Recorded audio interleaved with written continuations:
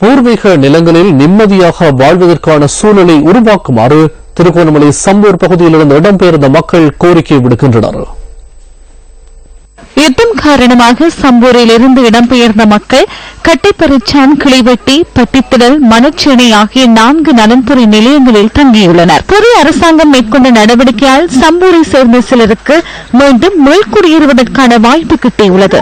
இவர்களுக்கான தற்காலிக வசதிகள் செய்து கொடுக்கப்பட்ட நிலையில் தற்போது அனல் மின் நிலையம் காரணமாக காணிகள் பறிபோகும் நிலை ஏற்பட்டுள்ளதாக சம்பூர் மக்கள் தெரிவிக்கின்றனர்.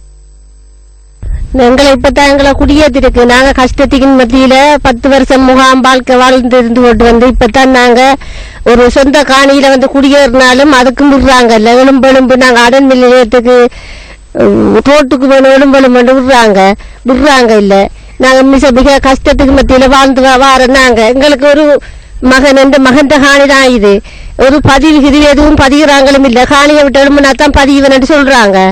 எங்களுக்கு எந்த ஒரு இது கூட்டமைப்பு எந்த ஒரு இது எங்களுக்கு ஒரு இதுவும் பாக்குறது எடுக்கிறது நாங்க எல்லாத்தையும் போய் தம்பாரம். ஆனா ஒரு தரம் பாக்குற மாதிரி இல்ல.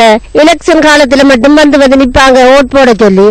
அது அந்த இதுக்கு மட்டும்தான் எங்களை நாங்க என்ன சொன்னாலும் எங்களோட கதை விடுபடும். நாங்க இப்ப எதை சொன்னாலும் அவங்க கேட்கிற மாதிரி இல்ல.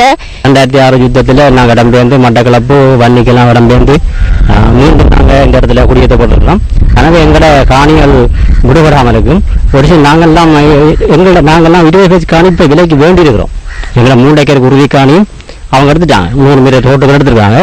இப்ப சரியான விளைச்சல் உரிய பூமிகளான பூமிகள் இது செய்யறதால கடல் தொழிலோ விவசாயங்களோ சரியா பாதிக்குது எங்களுக்கு. மற்றது குழந்தைகளுக்கு அதுக்கெல்லாம் மருந்து வரக்கூடிய பிரச்சனை இருக்குது. இதை நாங்கள் விட மாட்டோம்.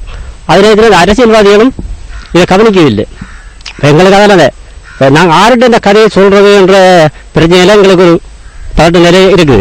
செய்யறத அளவிலையும் செய்யறத வந்து அவங்க வேற ஒன்றை செய்யலாம். ஆண்டுகள் யுத்தத்தின் போது பாதிக்கப்பட்டு மட்டக்களப்பில் இருந்து திரும்பவும் இந்த ஊருக்கு மீள்குடியேறி வந்தாங்க.